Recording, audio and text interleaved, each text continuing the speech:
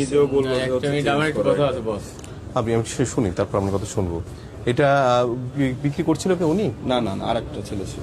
আচ্ছা সমস্যা নাই, আমাদের এমপ্লয়ি। আচ্ছা ঠিক আছে, আপনি বলেন। এই ডিভাইসটা যখন বিক্রি করেছি আপনার কাছে, হুম।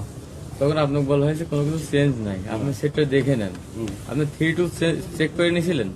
ভাই আমি তো বলছি আমি অত কিছু বুঝি না, আপনারা আপনি আপনারাই করে দেন। স্যার, আমার কথা কিন্তু আমি যুক্তি দেখায় তার সাথে কথা বলবো। আমি কিন্তু সেটটা আপনি চেক করে নিচ্ছেন, বা আমরা যে কাস্টমারই আসুক আমাদের কাছে, আমরা 3 tools A to Z check করে মাল দিই।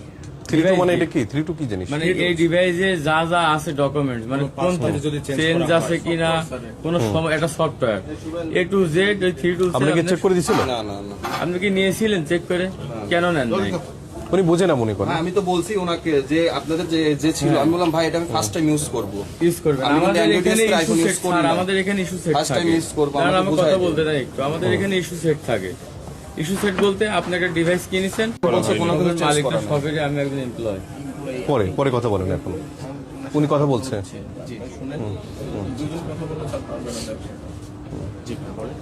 হ্যাঁ, এটা তো এখানে সই করতেছে যে এটা চেঞ্জ করা, তাহলে আপনি সেল করার সময় কেন বললেন আপনি যে এটা? নেওয়ার সময় তো এটা 3 রুলস আমরা চেক করে দিচ্ছি। ওটা তো আপনারা কত রকমের আপনারা নিজেরাই ইয়ে করে আপনারা দেখেন। এখন 3 রুলসে যা আছে, এই ফোনে যদি কোনো পার্টস পাতি চেঞ্জ করা আছে, মনে করেন যে সিম্পল একটা জিনিস হিসাব করেন, এটা যদি ডিসপ্লে চেঞ্জ করা থাকে, তাহলে 3 রুলস আপনি দিলেই এটা আপনি দেখতে আচ্ছা, পারবেন। আমার ওতে কথা আমি শুনতে পারবো। আমার আজ যেটা মেইনলি দরকার, যে কোয়াসি কোড যেটা মেইন বিষয় হচ্ছে, এটাকে আপনার দোকানের ফোন কিনা, আপনি স্বীকার করেন কি?